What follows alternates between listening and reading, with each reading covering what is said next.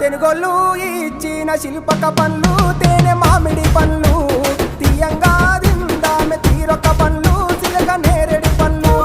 కాపోళ్ళు ఇచ్చిన మక్క కంకులు అవి పాల కంకులు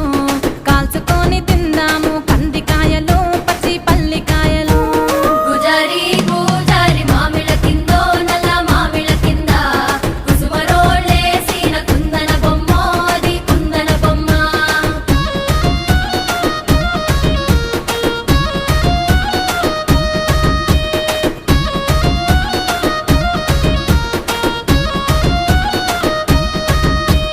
బెస్తోలు పెట్టిన పచ్చి చేపలు అవి